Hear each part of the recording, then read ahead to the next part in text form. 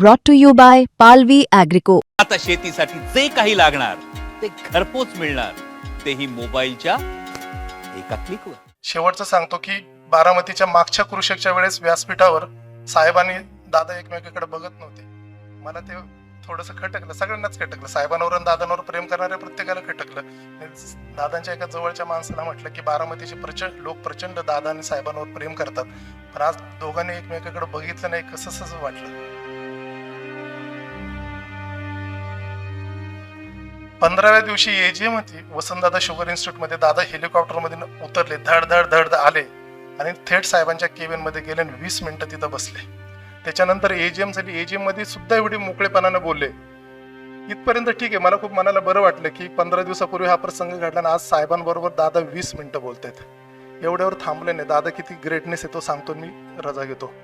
रात्रीचा त्या कार्यकर्त्याचा मग मला फोन आला आणि तो कार्यकर्ता म्हणला की दादा विचारत होते की तुमच्या दोस्ताला विचारलं का तुम्ही मी आज कसा वागलो. माझी काय अवकात आहे हो, मी फक्त मनातलं मोकळं केलं. दादांनी ते लक्षात ठेवलं.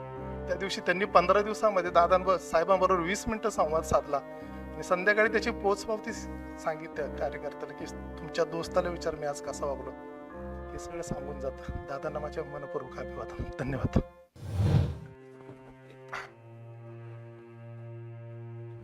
या व्यासपीठावर सर्व सन्मान्य आहेत. सर्वांची क्षमा मागून मी सुरुवातीलाच थोडंसं बोलतो. अचानक संदीपचा सकाळी फोन आला की राऊत साहेब तुम्हाला यायला हवं आणि बरंच बैठका वगैरे त्या सोडून मी इकडे आलो. मी हे भाषण संपल्यानंतर रजा घेईल, परंतु दादांविषयीची माझी भावना मला मात्र इथं व्यक्त करावीशी वाटते.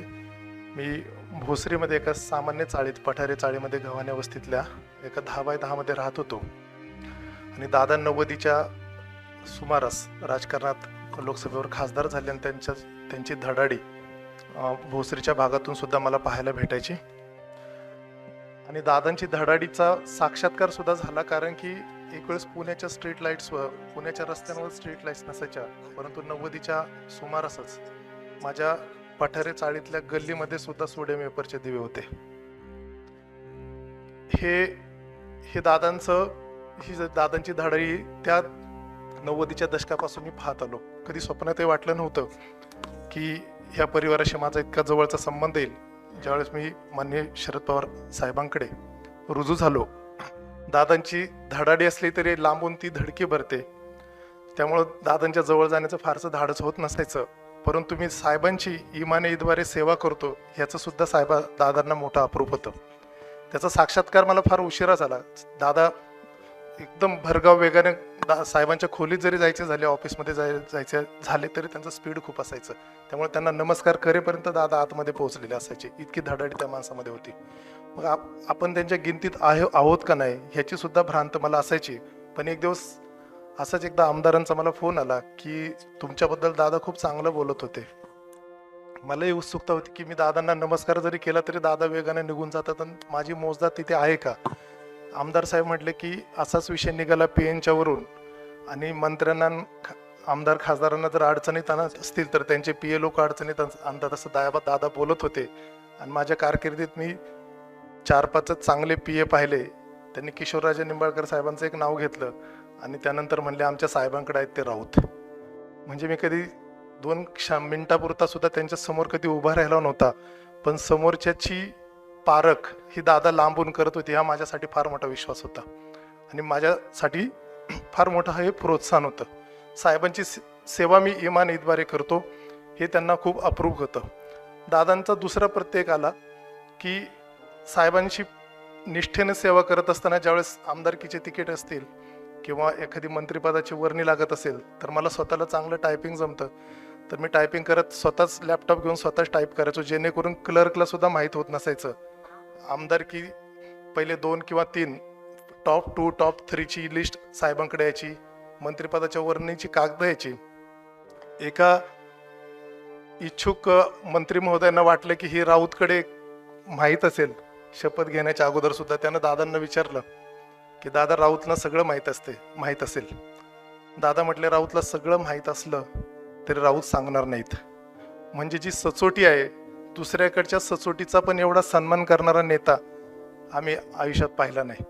आणि ह्या सचोटी पोटीच आज साहेबांकडून ज्यावेळेस 16.5 वर्षाच्या सेवेनंतर मी बाहेर येत होतो, बॅक टू द डिपार्टमेंट येत होतो, त्यावेळेस सुद्धा माझा पाठीराखा आपले दादाच होते. दादांनी सगळ्यांना सांगितलं की मी ह्या जिल्ह्याचा पालकमंत्री आहे आणि ते एक अधिकारी द्यायचा असेल तर सतीश राऊतला मी देतोय. मुख्यमंत्री महोदयांना त्यांनी पर्सनली विनंती केली आणि मुख्यमंत्री महोदयांनी सुद्धा मला साहेबांच्या सहवासात पाहिलं होतं, निरखलं होतं. म्हणजे या लोकांनी दुरून निरखून सुद्धा एखाद्याची पारख करणारी लोक आहेत आणि त्यांच्या कृपेनंच मी आज पहिल्या रांगेमध्ये पहिल्या खुर्चीवर बसलोय. दादांचा एक छोटासा अनुभव सांगून, कारण की खूप जणांना बोलायचंय की सगळ्यांना वाटतं की तू कडक होते. खूप कडक माणूस मात्र निष्ठुर अजिबात नसतो. तो प्रचंड भावनाकुल असतो, प्रचंड भावनाविवश होणारा असतो. सध्या पवार कुटुंबामध्ये बऱ्याचदा तुम्हाला माहिती आहे की वर्तमानपत्र सगळं आपल्या सगळ्यांना जे व्हायचं, परंतु एका क्षणामध्ये एका प्रसंगी मी दादा आणि मीच एकटा बसलो होतो आणि त्यांच्या मनामध्ये जे काय असायचं ते धडाधडा बोलून टाकायचे. जे चांगले बोलायचे आणि एकच साहेबांविषयी सुद्धा बोलत असताना त्यांच्या मनामध्ये काय असेल ते बोलत असताना मी एकच म्हटलं, सर दादा तुम्ही किती काही बोलला तरी मला माहित आहे की साहेबांच्या एकदा वाढदिवसाची सभा होती गदिमामध्ये आणि तुम्हाला मी त्यांच्याकरिता आवंडा गिळताना पाहिलंय. असं म्हटलं सुद्धा त्वेषाने त्रागाने बोलणारे दादा सुद्धा एकदम शांत थंड झाले. क्षणभर त्यांनी डोक्यावर हात ठेवला आणि इतकं थंड होऊन त्यांना पुन्हा काकांविषयीचा जो उमाळा आहे तो त्यांच्या चेहऱ्यावर मी पुन्हा एकदा पाहिला.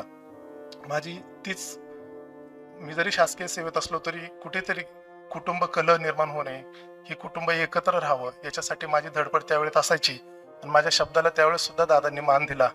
शेवटचं सांगतो की बारामतीच्या मागच्या कृषकच्या वेळेस व्यासपीठावर साहेबांनी दादा एकमेकांकडे बघत नव्हते. मला ते थोडंसं खटकलं, सगळ्यांनाच खटकलं, साहेबांवर आणि दादांवर प्रेम करणाऱ्या प्रत्येकाला खटकलं. दादांच्या एका जवळच्या माणसाला म्हटलं की बारामतीचे लोक प्रचंड दादा आणि साहेबांवर प्रेम करतात, पण आज दोघांनी एकमेकांकडे बघितलं नाही, कसं वाटलं. 15व्या दिवशी एजीएम होती वसंतदादा शुगर इन्स्टिट्यूटमध्ये. दादा हेलिकॉप्टरमध्ये उतरले, धड आले आणि थेट साहेबांच्या केबिन मध्ये गेले आणि 20 मिनिटं तिथं बसले. त्याच्यानंतर एजीएम झाली. एजीएम मध्ये सुद्धा एवढी मोकळेपणाने बोलले. इथपर्यंत ठीक आहे, मला खूप मनाला बरं वाटलं की 15 दिवसापूर्वी हा प्रसंग घडला आणि आज साहेबांबरोबर दादा 20 मिनिटं बोलतायत. एवढ्यावर थांबले नाही. दादा किती ग्रेटनेस आहे तो सांगतो, मी रजा घेतो. रात्रीचा त्या कार्यकर्त्याचा मला फोन आला आणि तो कार्यकर्ता म्हणला की दादा विचारत होते की तुमच्या दोस्ताला विचारलं का तुम्ही मी आज कसा वागलो. माझी काय अवकात आहे हो, मी फक्त मनातलं मोकळं केलं. दादांनी ते लक्षात ठेवलं. त्या दिवशी त्यांनी 15 दिवसामध्ये साहेबांबरोबर 20 मिनिटं संवाद साधला आणि संध्याकाळी त्याची पोचपावती सांगितली त्या कार्यकर्त्याला की तुमच्या दोस्ताला विचार मी आज कसा वागलो. हे सगळं सांगून जातं. दादांना माझ्या मनपूर्वक अभिवादन. धन्यवाद.